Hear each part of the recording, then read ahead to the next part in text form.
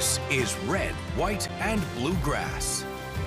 The Democratic primary for Senate is growing even more stacked. Amy McGrath was the Democratic nominee that faced Mitch McConnell in 2020. The retired Marine veteran calls the open seat an opportunity, telling RWB that she spent the past 5 years less in the spotlight doing veterans advocacy work, helping other candidates fundraise, and being a mom. She says there's work ahead not only to reintroduce herself to Kentucky, but to reach rural voters where Democratic support has struggled. Here to break down what her entry means for the race, I'm joined by RWB political analyst Jonathan Miller. So Jonathan, tell me a bit about how you and other Democrats were reacting to McGrath's entry this week. You know, I think there's a mixed reaction. I think that Amy was quite popular, particularly in her ability to raise money across the country through small dollar donations. And you see on social media a lot of people from across the country expressing their support, saying, I'm from New York and wish I could vote for you here, I'm from California.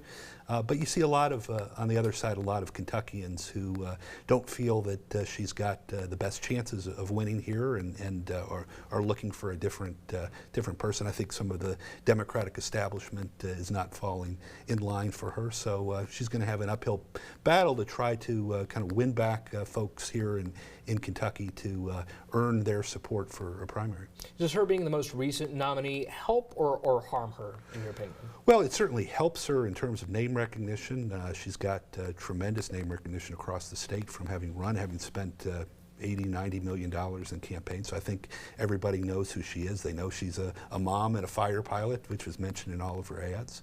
But at the same time, when you lose an election by such a large margin to Senator McConnell in that case, that you might be seen as someone who, let's give someone else a chance, let's give someone a fresh start at the office. So, you know, considering that margin from 2020, the number of candidates that are already in this race, I'll admit, you know, she wasn't on my radar whenever the announcement was made this week. Why do you think she's getting in? You know, some people enjoy politics. Some people are really interested in public service to a degree that they're willing to put themselves on the line and to run in campaigns, which is, I think anyone would admit, is a real long shot of winning a general election here in a red state. But you know, I think she enjoys the interplay, particularly with the national audiences, and you know, having her say in ways that on social media and places like MSNBC where people find her popular.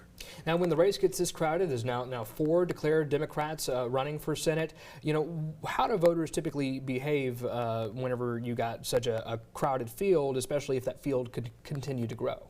Well, I think if the field remains the same, I think Amy McGrath is a very logical front runner. She's got the name recognition, and she'll likely be able to raise a lot of money, which it's unclear whether any of the 3 get into the race. But if we see somebody else come into the race that is well-funded, then it might be someone that people are looking for a fresh start. Do you think that we could possibly see anybody get out of the race before we get to the primary? It's possible. There's a lot of talk about a candidate, Dale Romans, who's a horse trainer and is quite popular, quite wealthy, and could rely on a lot of donations from wealthy folks across the state, across the country. If he gets in the race, we might see some of the folks that were early on in the race say, you know, it's getting a little bit crowded, maybe I should find another position to run for. So just a few seconds left here. We've talked about competitiveness in this race before. It's a Republican-favored race. So what could Democrats hope to gain from this race if they don't end up winning in November? Well, you know, having Democrats have a candidate that articulates a strong message that takes on the administration in D.C. and that tries to help rebuild the Kentucky Democratic Party. Even if you don't win, it could help folks lower down the ballot. It could help lay the groundwork for future victories. All right, Jonathan Miller, always good talking with you, sir. We'll have to leave it there.